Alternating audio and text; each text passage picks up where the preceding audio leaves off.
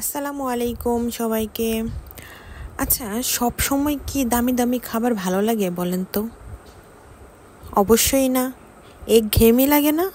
আসলেই লাগে। রোজকার ব্যস্ততা, স্ট্রেস আর চকচকে রেস্টুরেন্টের মেনুতে আমাদের মন কখনোই হাঁপিয়ে ওঠে। তখন মন চায় এক মুঠ সহজ সুখ, এক মুঠ পরিচিত স্বাদ।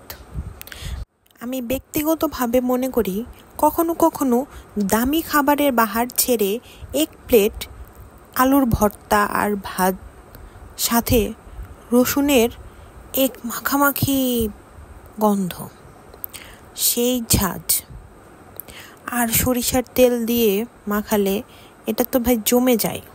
এটাই আসল আনন্দ। সন্ধ্যায় কাজের ফাঁকে বা দুপুরের আলসামিতে ভর্তা বা ভাজির গরম ধোঁয়ায় মিশে থাকে শৈশবের স্মৃতি। তাই আর দেরি না করে এই একঘেয়েমি খাবার থেকে বেরিয়ে আসুন।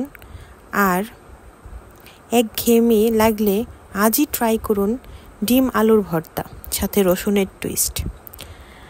দামি খাবারে বাহান নয়, বরং সহজেই খুঁজে নিন নিজের জন্য একটু সুখের মুখরোচক আস্বাদ। তো সবাই ভালো থাকবেন ইনশাল্লাহ। আসসালামু আলাইকুম।